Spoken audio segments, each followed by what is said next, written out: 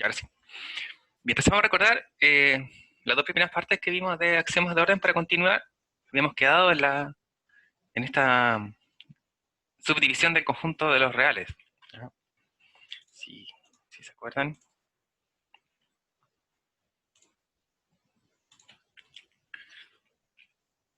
Entonces recordemos que los axiomas de orden que verificaba el conjunto de los reales positivos era la clausura con la suma, también con el producto, de la misma manera que con el conjunto real en completo, ¿cierto?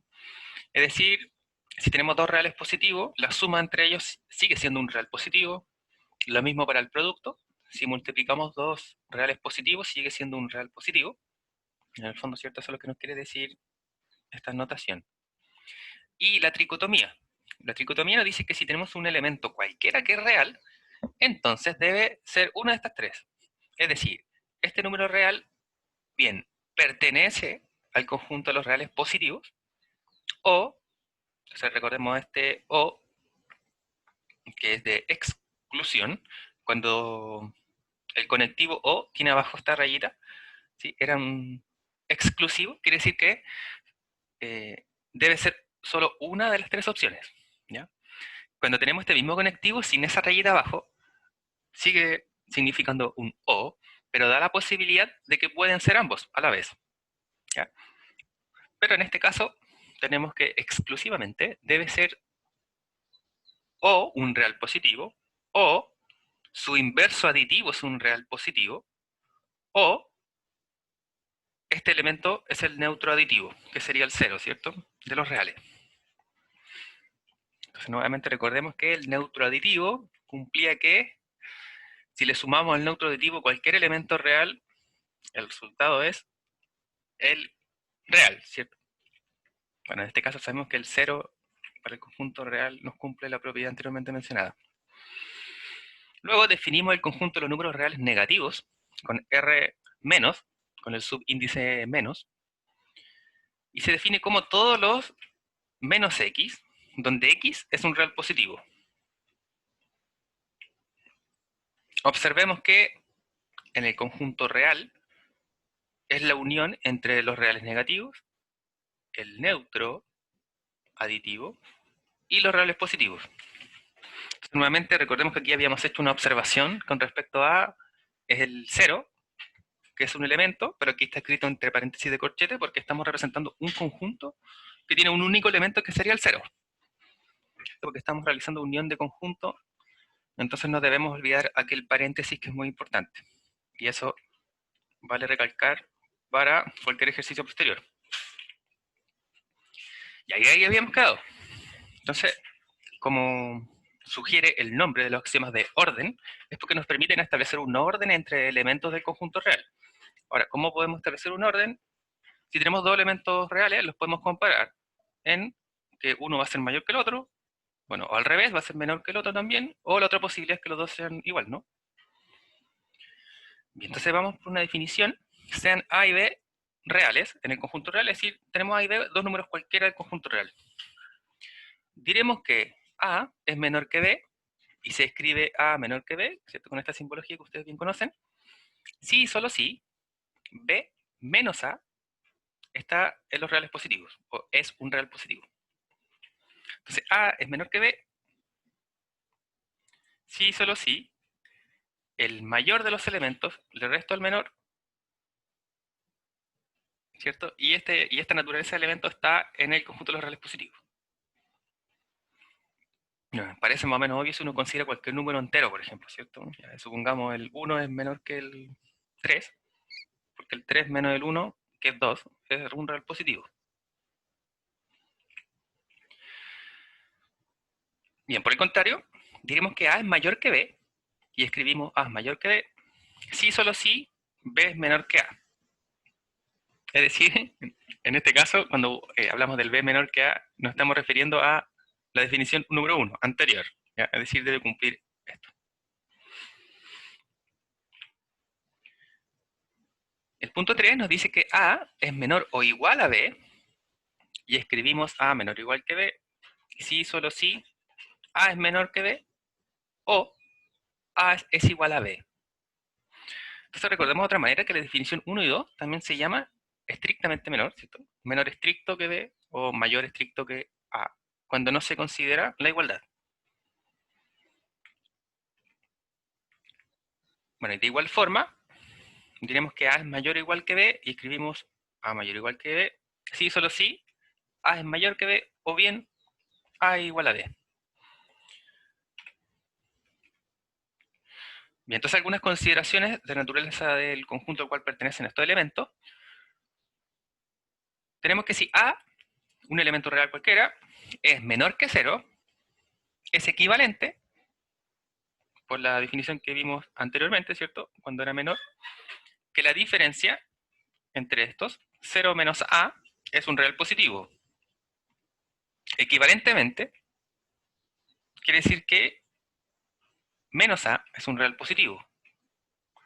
Y como menos A es un real positivo, quiere decir que su inverso, A, recordemos que por propiedad habíamos visto que menos menos A era igual a A, es un real negativo. De todas maneras, si quedan dudas de esto, estoy seguro que en álgebra van a solucionar todas las dudas referentes a esto. Digamos, más adelante nos vamos a preocupar un poco más nosotros de verificar cada una de las propiedades cuando sean más atenuantes respecto al cálculo. Es decir, desde funciones adelante podemos detenernos un poco más. Bien, por otro lado, tenemos que, si consideramos A un real positivo, bueno, A mayor que 0, perdón, si A es mayor que 0, este es equivalente, por la definición 2, que A menos 0 es real positivo, lo que quiere decir en el fondo es que A es real positivo. En la recta numérica real, dos elementos X e Y cumplen con que X es menor que Y, si y solo si X está a la izquierda de Y en dicha recta. Con esta representación gráfica, la idea de orden en los reales y la ley de la tricotomía resultan evidentes. Recordemos que la ley de la tricotomía era la que nos decía que dados dos elementos podían, bueno, dado un elemento real, tenía que estar o los reales positivos o su inverso aditivo estaba en los reales positivos o bien era el cero, ¿cierto? Entonces la recta real, como tenemos el orden, sabemos que a la izquierda están los menores, a la derecha los mayores o bien los positivos, y nos centramos siempre en el cero, ¿cierto? En el origen. Ahí claramente podemos evidenciar esta ley de tricotomía. Bien, algunas de las propiedades de orden, consideremos A, B, C y D reales. Tenemos que, 1, se verifica exactamente una de las siguientes. Si tenemos en el fondo, entonces, dos números reales cualquiera, o bien tenemos que A es menor que B, que A es igual a B, o que A es mayor que B. Y esto se sigue claramente de la tricotomía como señalamos anteriormente, ¿cierto?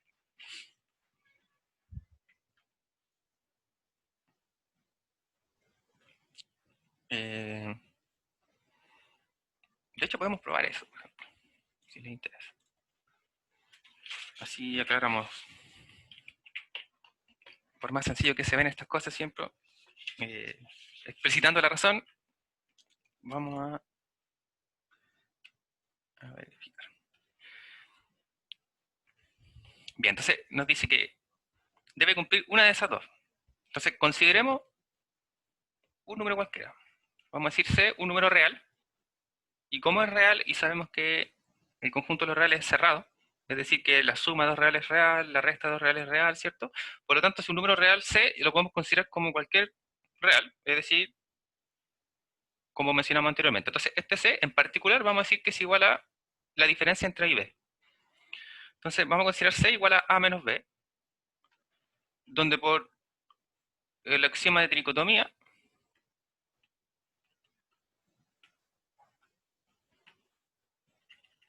tenemos tres opciones. ¿Cuáles son esas opciones? Que C es mayor a 0, que C es igual a 0, o que C es menor que 0. Entonces, simplemente reemplazando, luego tenemos que A menos B es mayor que 0, o bien positivo. Tenemos que A menos B es 0, o bien tenemos que A menos B es menor que 0, ¿cierto? Bien, aquí basta simplemente despejar, ¿cierto? Entonces tenemos A mayor que B, tenemos A igual a B, o bien tenemos que A es menor que B. Entonces, si hemos verificado ambos casos. Entonces, recordemos que estos son los tres casos que nos da la tricotomía. Entonces, según definición, vimos que si C estaba en los reales positivos, era equivalente a que fuese mayor que 0. Si C estaba en los reales negativos, era equivalente a que fuese menor que 0. ¿Cierto? O el caso explícito en el cual era equivalente a 0. O el neutro aditivo. Entonces hemos verificado esta propiedad sin problema. Vamos a borrar, que si no me equivoco las siguientes propiedades vienen aquí encima, entonces nos van a molestar. Bien chicos, reiteramos cualquier duda, no olvide manifestarla ya sea por su mic o chat. Ahí sí. Bien, la segunda propiedad entonces consideremos A, B y C reales. Entonces si tenemos que A es menor que B y B es menor que C, entonces A es menor que C. Bien, entonces si tenemos tres reales que cumplen las dos primeras condiciones, tenemos que, eso debería implicar que A es menor que C. Ya vamos a entretenernos probando esta también. Ya, entonces, ¿cómo sería? Entonces, vamos a considerar C, es decir, B menos A mayor que 0. Por definición, ¿cierto? Si A es menor que B, sabemos que entonces B menos A es mayor que 0.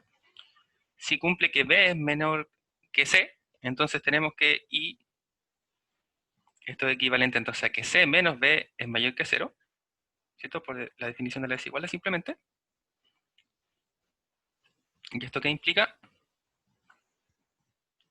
Bueno, si tenemos dos positivos, como vimos, la clausura también era para los reales positivos, ¿cierto? Entonces si tenemos que B menos A es positivo, C menos B es positivo, si yo sumo dos positivos, sigue siendo real positivo, ¿cierto? Entonces tenemos que B menos A más C menos B sigue siendo mayor que 0. Y aquí tenemos C menos A, ¿cierto? Simplificando los B, mayor que 0. Y esto es equivalente a que C es mayor que A, ¿cierto? Que es lo que queríamos probar. Muy bien. Pero, profe, eso no es transitividad ¿En cuál caso? en esta propiedad. No es transitividad, estamos utilizando el axioma que vimos recién. Sí. Estamos utilizando simplemente la cerradura, la clausura en los reales positivos. Porque para asegurarnos que la suma de esto sigue siendo mayor que 0, solamente nos basamos aquí en este axioma. Ah, vale. Entonces, como yo sumo dos reales positivos, la suma es real positivo, entonces eso nos permite asegurar que la suma sigue siendo mayor que 0.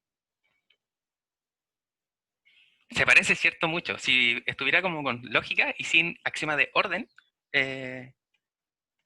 verifica de la misma manera como uno lo apoyaría en lógica, ¿cierto?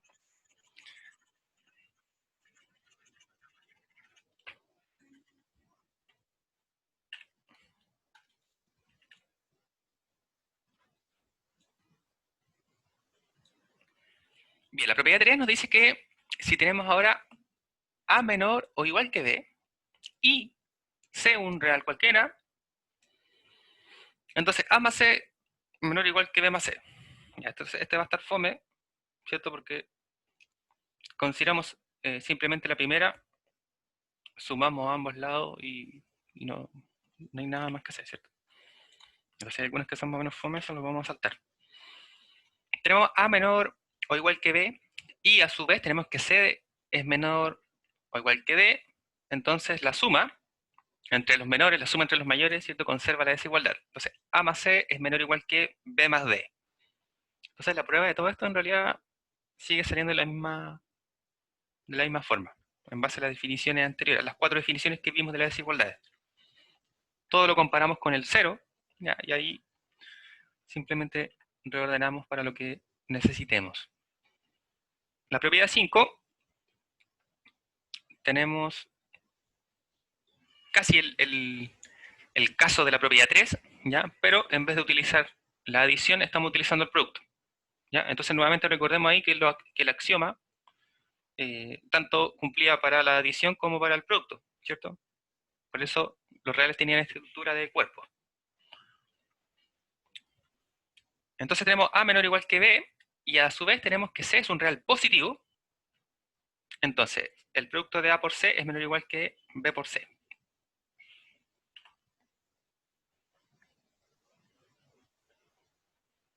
Por otro lado, si tenemos la desigualdad A menor o igual que B, y el inverso aditivo de C es un real positivo, entonces A por C es mayor o igual que B por C. Bueno, la sexta propiedad generalmente, digamos de forma coloquial, se conoce como que en la desigualdad anterior, ¿cierto? Si multiplicamos por un número negativo, amplificamos, digamos, todo por un número negativo, lo que hace es se invierte el sentido de la desigualdad, ¿cierto? Uno generalmente lo conoce de esa forma. Si tenemos una desigualdad, multiplicamos por un número negativo, entonces se nos invierte el sentido de la desigualdad. Ya, digamos, la forma fácil de recordar esa propiedad. La propiedad 7, tenemos que B es mayor o igual que a su vez A es mayor o igual que 0, y D es mayor o igual que C es mayor o igual que 0, entonces implica que el producto de B por D es mayor o igual que A por C, y esto es mayor o igual que 0. Entonces, para la propiedad 7, uno utiliza la 5, utiliza la 6 por separado, ¿cierto? En ambos lados de las desigualdades, y luego como tenemos la inclusión del i, ahí no tenemos ningún problema. La propiedad 8, que, bueno, parece ser bastante sencilla, pero una de las que también se utiliza mucho, ¿cierto? Tenemos que A es un real cualquiera distinto de 0, entonces A elevado al cuadrado es un real positivo, o es mayor o estricto que 0. Este ejemplo también se puede probar, que ese pareciera que fuese más sencillo y no lo es tanto. Vamos a rayar en este lado de acá la pizarra, ¿vale? Para el 8. Y entonces, tenemos que A es distinto de 0. Si A es distinto de 0, tenemos dos opciones. Por el caso 1, ¿cierto? Tenemos entonces que si es distinto de 0, va a ser mayor que 0 o va a ser menor que 0. Y entonces, como tenemos A distinto de 0, entonces tenemos que A es mayor que 0 o A es menor que 0. Bueno, ahí vemos por caso, ¿cierto? Entonces, puntito, si es mayor que 0, ¿qué pasa? Si es mayor que 0, por la propiedad de la clausura en el producto, sabemos que multiplicamos ambos lados por un real positivo, esto se conserva, ¿cierto?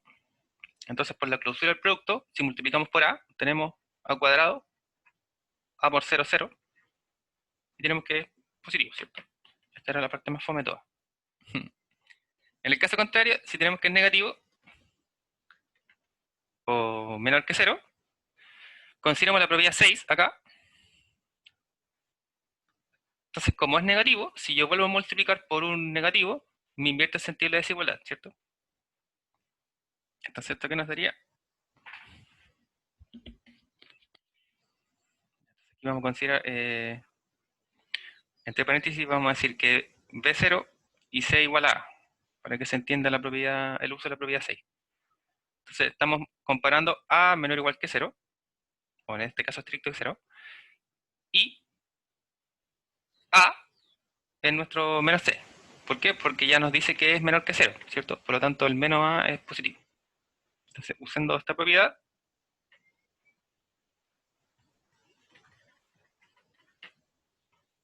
el producto, ¿cierto? Nos cambiaría el sentido de la desigualdad y A por 0, 0. Entonces, en ambos casos, ya si sea positivo, si sea negativo, cualquier real elevado al cuadrado es positivo.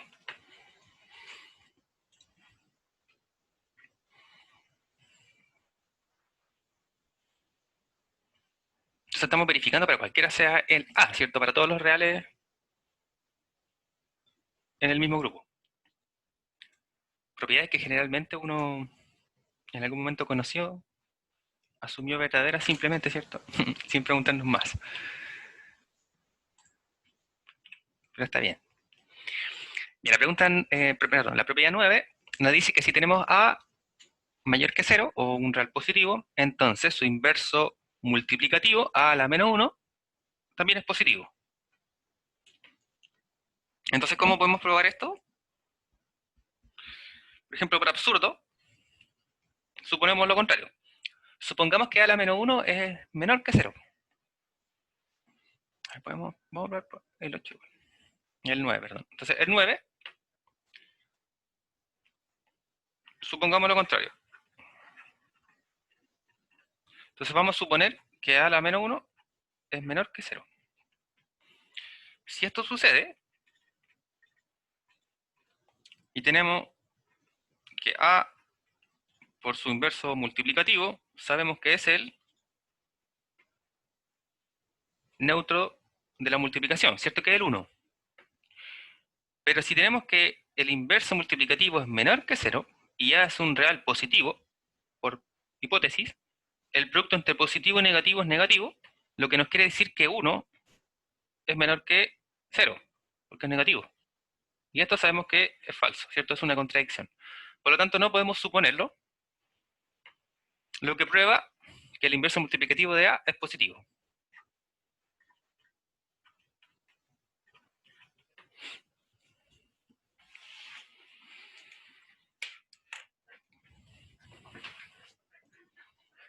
Bien, ahí entonces, nuevamente haciendo uso de la fama de demostrar por absurdo, ¿cierto? Suponemos lo contrario, y si no se puede suponer lo contrario, no debimos haberlo supuesto. Ese es el resumen, ¿cierto?, de la demostración por contra recíproco.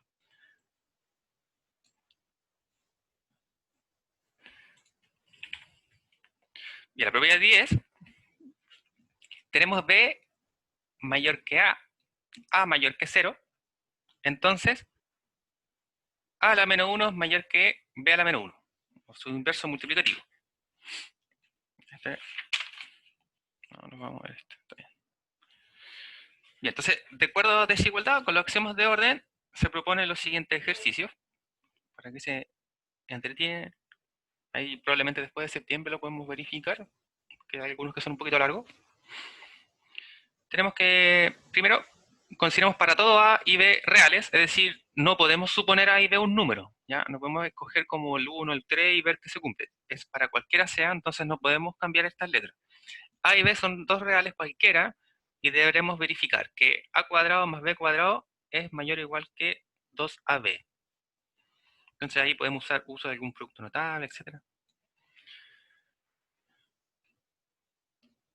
Bien, para el 2, consideremos A, B y C tres números reales positivos, entonces verifica la siguiente desigualdad. Entonces aquí, a modo de ayuda, partan por el 1. El 1 les va a dar ayuda para tener idea de cómo ir hacia la segunda parte. Y en la segunda parte, como verificamos que tenemos una suma en ambos lados, y vimos, ¿cierto?, que si tenemos una suma de positivos, conservamos la desigualdad, cierto sentido de desigualdad. Por lo tanto, en el fondo, si usted prueba, por ejemplo, que la primera desigualdad es menor o igual que A, que la del centro es menor o igual que B, y la tercera, que es menor o igual que C, ¿cierto? Podemos sumar las tres y así quedan inmediatamente en esto. Como por ejemplo a modo de ayuda, ahí para quien que lo quiera desarrollar. Y el tercer ejercicio, tenemos nuevamente una desigualdad concadenada. Tenemos que si A y B son dos reales positivos, entonces que A más B medios es mayor o igual que raíz de B, y a su vez raíz de AB es mayor o igual que 2 sobre 1 sobre A más 1 sobre B. O bien esto es lo mismo que podemos escribir A a la menos 1 más B a la menos 1, ¿cierto? Y entonces nuevamente aquí, como tenemos este tipo de desigualdad, ¿cómo se debería probar? Uno prueba un lado, por ejemplo aquí uno probaría primero esta parte, esta desigualdad, y por separado probaría esta desigualdad, ¿cierto? Y eso implica esta desigualdad completa. Entonces ahí nuevamente, a modo de ejercicios, o perdón, se deja para que trabajen. De todas maneras, recuerden que cualquier duda, consulta mediante correo electrónico, como ya lo habíamos señalado. Oh, perdón. Bien, entonces vamos a hacer algún repaso de algunas pequeñas propiedades, por ejemplo, los primeros productos notables, que suponemos que muy bien manejan la mayoría de ellos. Consideremos tres números reales cualquiera. A, B y C son reales. Entonces tenemos la 1, A cuadrado menos B cuadrado es igual a el producto de A más B, A menos B, o conocido como suma por su diferencia. El segundo producto notable, cuadrado de binomio, ya sea con suma o resta. El tercer producto notable, diferencia o suma de cubos. Entonces ahí el uso de los signos, ¿cierto? Si tiene la suma, considera el signo de arriba. Si tiene la resta, considera el signo de abajo. Y reemplaza A y B por los números que usted considere en cuestión. Recordemos nuevamente aquí que como son reales, y esto también vale la pena quizás hacer la observación, como son reales cualquiera, recordemos que hemos visto ya, mediante todos los axiomas, tanto de producto como suma, que, por ejemplo, si tenemos que A, B, C son reales, el producto de dos reales es real, ¿cierto? Entonces este producto sigue siendo un número real. Y si yo le sumo otro, todo este término sigue siendo un real. Entonces en el fondo quiere decir que, por ejemplo, supongamos la suma por su diferencia, uno está acostumbrado a tener algo del tipo, no sé, 2 al cuadrado, supongamos, menos x cuadrado. Ya, y uno dice, inmediatamente lo identifico con este producto notable, entonces lo podemos factorizar, ¿cierto? 2 menos x, 2 más x.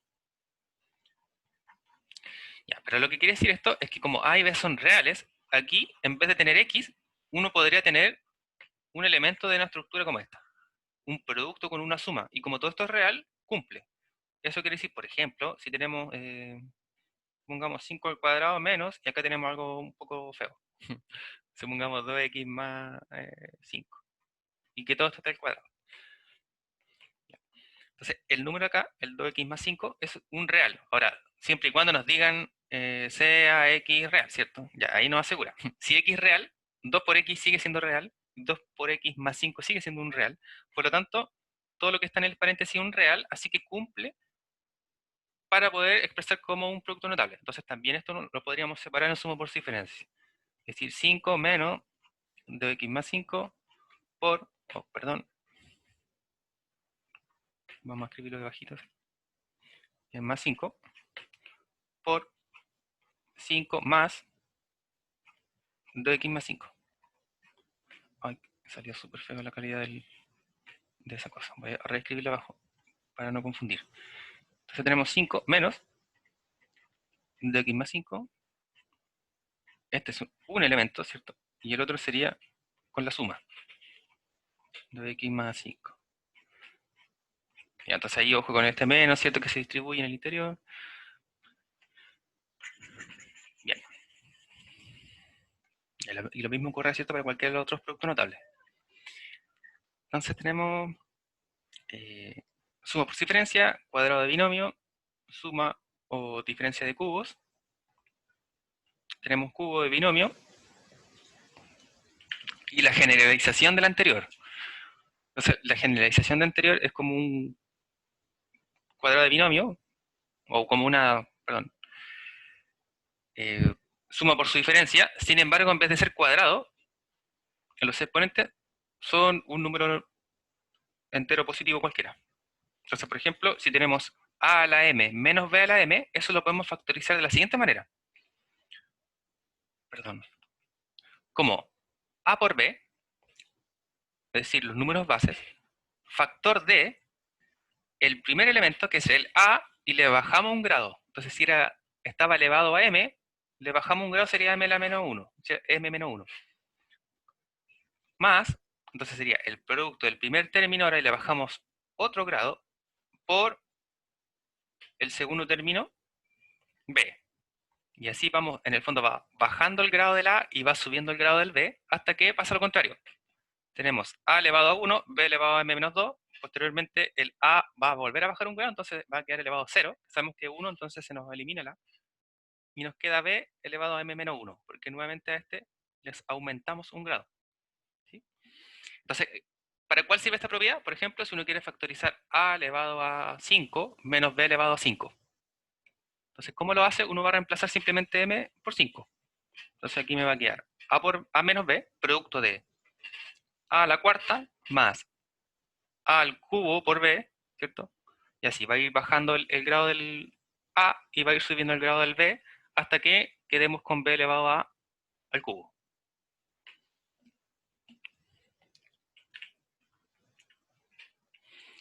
Recordemos la definición de las potencias enteras. Consideremos a un número real cualquiera, n, un entero positivo. Se define la potencia real de base a y exponente n por a elevado a n, que representa el producto de a n veces. Más precisamente, sea a un número real, por concurrencia, consideremos que a elevado a 1 es a elevado a n más 1 es a a la n por a.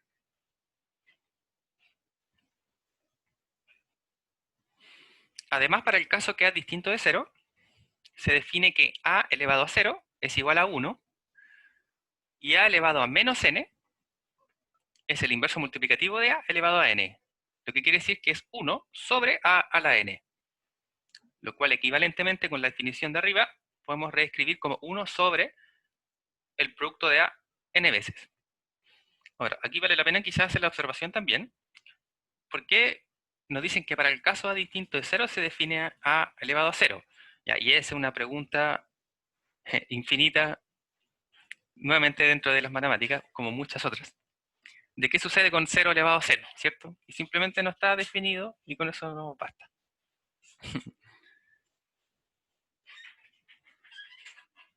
La eterna pregunta es si 0 elevado a 0 es 0 o es 1. Bueno, ¿Por qué, profe? ¿Por qué? ¿ah? ¿Por qué ocurre eso? Profe. Sí, Que no está definido. Lamentablemente en matemáticas tenemos que conformarnos con eso muchas veces. Por ejemplo, de lo mismo que dividir por 0, ¿cierto? Dividir por 0 no está definido, bueno, no existe. Entonces, no podemos dar una respuesta como inmediata a esa solución.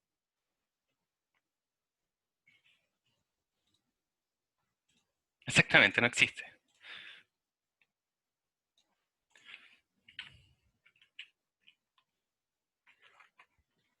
Bien, con teorema, o resumiendo una propiedad, sean A y B dos reales, distintos de 0, y consideremos n y m números enteros, entonces tenemos que a elevado a m más n es equivalente a a la m por a la n. En el fondo tenemos productos de potencia de igual base, se suman los exponentes, ¿cierto? Productos de potencias de igual exponente y distinta base, se multiplican las bases, se conserva el exponente. Potencias de una potencia, tenemos a elevado a m, a n, perdón, y eso está elevado a m, se multiplican los exponentes y se conserva la base. Tenemos la división de dos potencias de igual base y distinto exponente, se conserva el exponente y se restan las bases.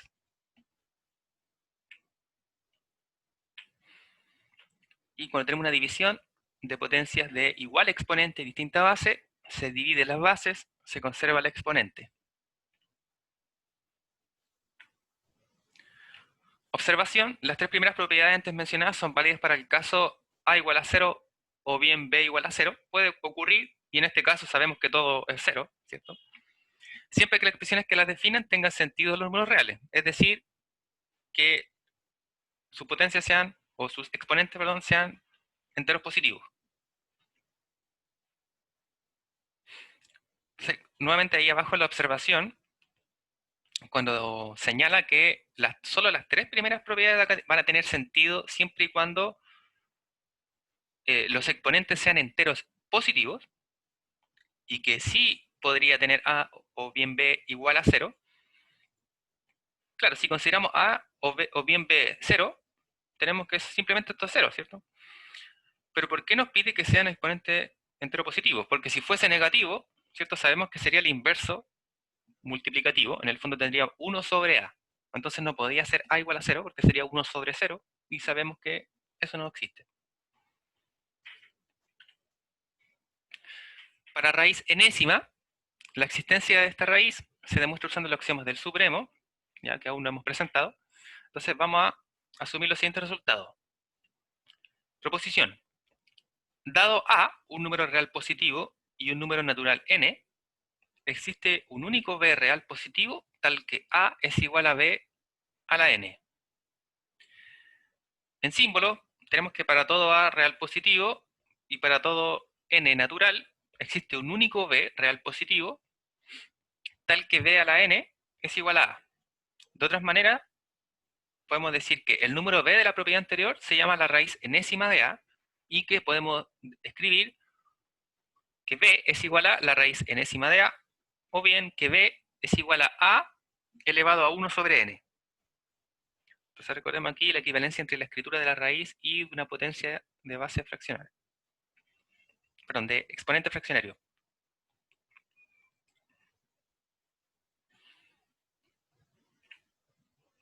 Más aún, si consideramos m, un número entero, se define a elevado a m sobre n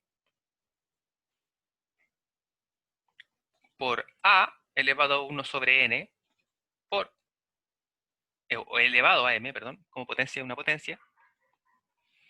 Entonces, como sabemos que a elevado a 1 sobre n es equivalente a la raíz enésima de a, esto es raíz enésima de a elevado a m, donde a es estrictamente positivo y n es natural. Ahora bien, si n resulta ser un número impar, podemos extender esta definición a las bases negativas. Esto quiere decir que la raíz enésima de menos a es equivalente a menos la raíz enésima de a si es que a es positivo. Y entonces, nuevamente aquí, nos hacen la observación de que si el índice de la raíz es impar, podemos tener base negativa. Sabemos que en caso contrario, la naturaleza de la raíz sería un número complejo, ¿cierto? Y como estamos trabajando en cálculo, al menos en el conjunto de los reales, eso está fuera de nuestro dominio. Observación. Si a es mayor o igual que 0, podemos asegurar que a elevado a m sobre n es equivalente a la m elevado a 1 sobre n, o bien, ahí podemos, digamos, conmutar los exponentes. A elevado a 1 sobre n, todo eso elevado a m, que es equivalente a la raíz enésima de a elevado a m. Entonces, cualquiera de estas tres notaciones nosotros las podemos transformar a gusto, ¿cierto? Para cuál sea la más cómoda, la más útil, según el momento. Generalmente uno va a utilizar casi solo la primera, creo. Más que la raíz, muchas veces sirve la primera, ¿cierto? Porque sabemos que si el exponente y el índice de la raíz tienen algún múltiplo en común, la podemos simplificar. O podemos asociar muchas raíces, ¿cierto? Sacando un mínimo múltiplo también. Generalmente trabajar más con exponente fraccionario puede ayudarnos a reducir muchas veces.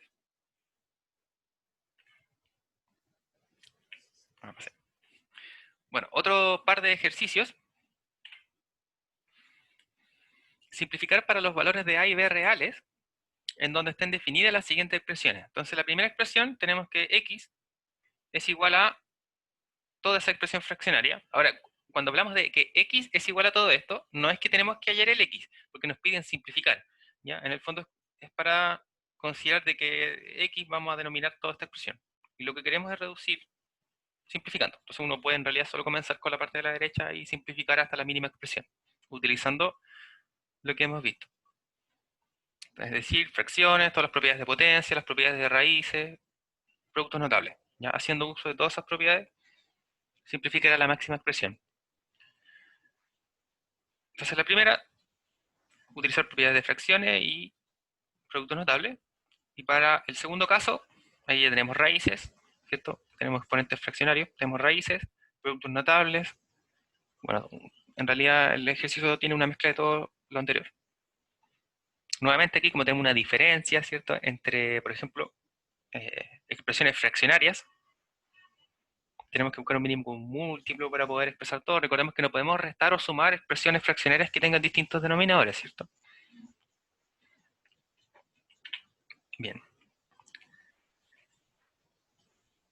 Entonces ahora vamos a pasar a ver intervalos.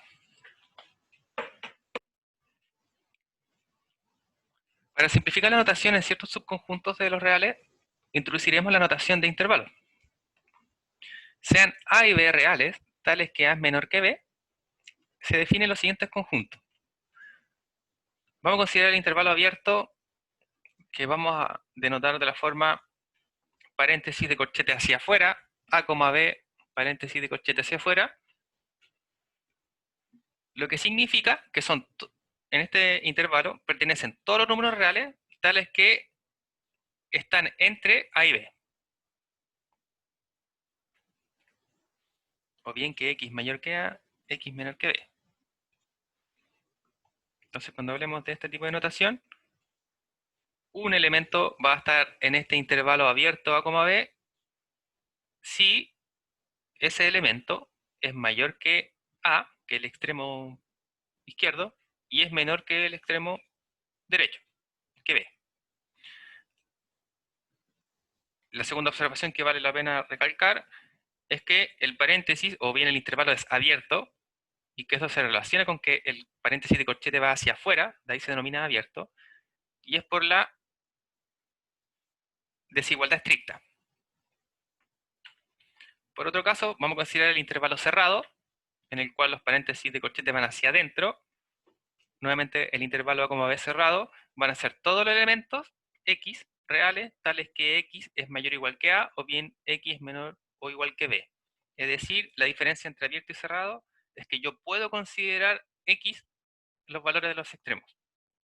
Entonces, si cualquier elemento que está en este intervalo sí puedo considerar A y B, entonces va a ser cerrado. Si no lo puedo considerar A y B, entonces es abierto. Lo cual se traduce en la desigualdad estricta. Por otro lado, el intervalo semiabierto por la izquierda va a presentar un paréntesis abierto, el otro paréntesis cerrado en el otro extremo, y esto corresponde a que X es menor estricto que A, pero mayor estricto que A, pero X es menor o igual que B. ¿Cierto? En el paréntesis que está cerrado, o bien hacia adentro, es donde tenemos la igualdad. Bien, en caso contrario, el intervalo semiabierto por la derecha va a ser un paréntesis de corchete cerrado en el A, abierto en el B, y representa todos los números reales, tales que X está entre A y B, o bien mayor o igual que A, menor que B. Otra forma de notar esto es con el paréntesis abierto, simplemente es notar el paréntesis redondo. ¿Ya? También es una forma equivalente. Entonces, en el fondo lo que quiere decir esto es que para el intervalo abierto también se puede denotar A abierto, con paréntesis redondo, y donde es cerrado, bueno, en este caso los dos son abiertos, ¿cierto? Y donde es cerrado, de corchete. Entonces, por ejemplo, en el caso cuando es semiabierto, como es abierto por la izquierda, tenemos que es redondo en el A y corchete en el B. Ya, en el caso de acá tenemos lo contrario. Corchete en el A, B abierto. Generalmente en este tipo de cursos damos la libertad de que usted escoja de si prefiere el paréntesis abierto como corchete abierto o cerrado, o paréntesis redondo y corchete. Esto es a gusto del consumidor y cualquiera de los dos es igual de válido.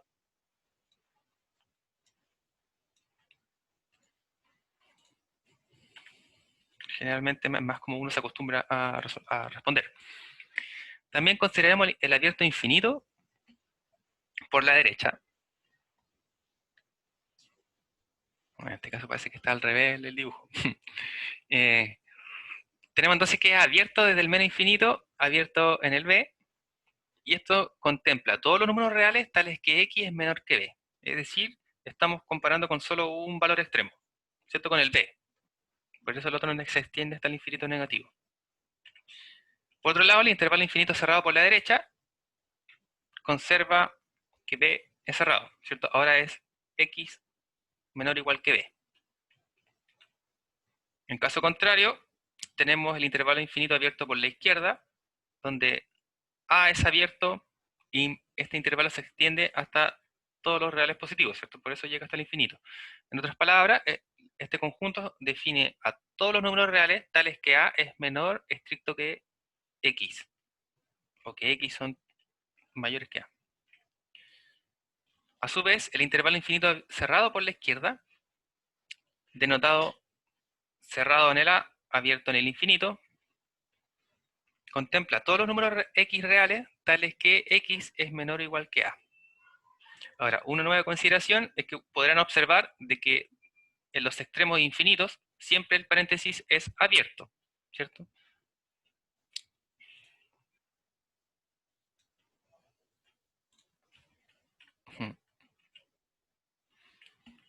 A ver, ¿cómo vamos con el tiempo? Ya, quedan 5 minutos. Definición. Los números reales a y b y los símbolos infinito y menos infinito se llaman valores extremos del intervalo en cuestión. Si sus valores extremos son números reales, el intervalo se dice acotado. Entonces, nuevamente hacemos aquí la observación. ¿Cuándo es acotado? Cuando uno de los valores extremos de este intervalo es un número real. Por ejemplo, un a. En este caso dice que a es cota de, bueno, como uno le llame a lo que quiere en ese intervalo. En el fondo que es como el último valor al que puedo llegar, ¿cierto?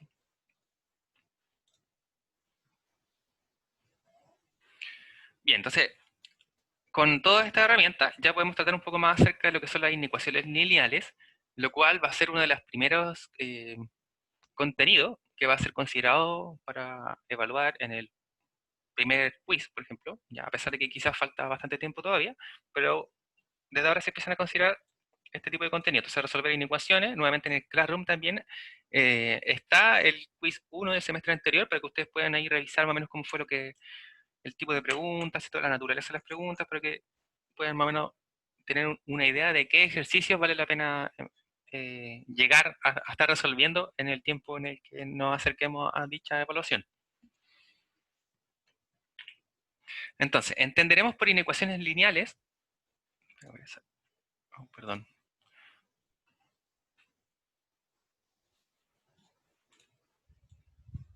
Sí. Entenderemos por inecuaciones lineales o de primer grado a expresiones algebraicas que pueden reducirse a la forma ax más b mayor que 0, o bien ax más b mayor o igual que 0, o bien menor que 0, o bien menor o igual que 0. Donde a y b son reales, a distinto de 0, y x es una variable real.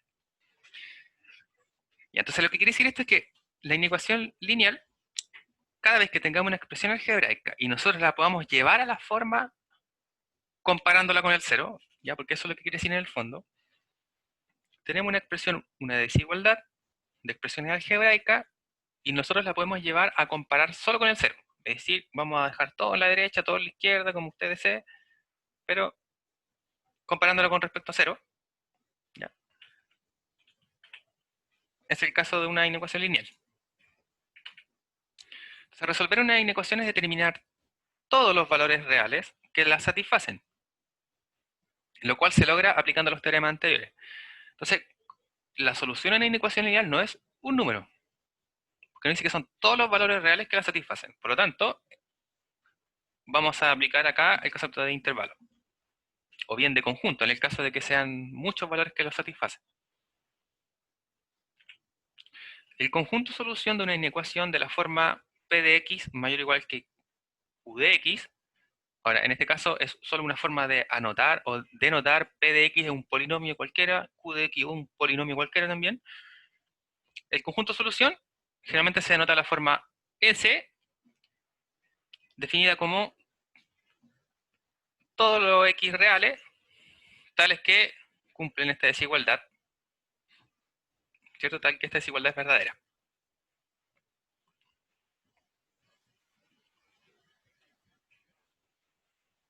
Ya, para el caso de las inecuaciones cuadráticas, que es uno de los primeros acercamientos y de los más sencillos, si la inecuación no aparece factorizada por factores de primer grado, ¿cierto? Es decir, cuando hablemos de factores de primer grado, x elevado a 1, ¿cierto? Puede intentar factorizar la expresión o bien intentar conocer sin factorizar los puntos donde estos factores cambian de signo. Entonces, cuando hablemos de eso, cuando hablemos de que cambian de signo, por ejemplo, el x menos 1 mayor que 0, ¿cierto? Recordemos que estamos comparando todo con el 0. Entonces, si tenemos x menos 1 mayor que 0, a veces no vale la pena factorizar. Uno puede inmediatamente jugar ahí con cuáles serían los números que yo reemplazo en el x para que esta sea positivo y cuándo van a ser negativos, ¿cierto? Entonces ahí uno encuentra el cambio de signo. Otra forma es igualar a 0 y inmediatamente uno encuentra cuál es el punto que nos mezcla el cambio de signo. Bien, entonces vamos a quedar por acá, vamos a anunciar este ejercicio de todas formas, ya simplemente vamos a terminar y es lo que vamos a estudiar a partir de la siguiente clase el día viernes. Entonces, ejemplo, vamos a aplicar lo que hemos visto para desarrollar el siguiente ejemplo. Entonces tenemos una desigualdad de esta naturaleza. X más 1 sobre X es menor o igual que X más 1 sobre X menos 1 menos 3 sobre X. Entonces, para resolver, digamos, el primer hint va a ser que tenemos que llevar todo con respecto a 0.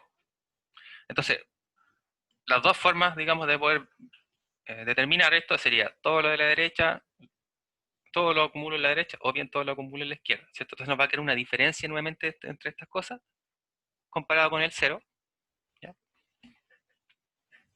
Y luego, como tenemos fracciones, ¿cierto? Tenemos que igualar todo y expresarlo como un polinomio.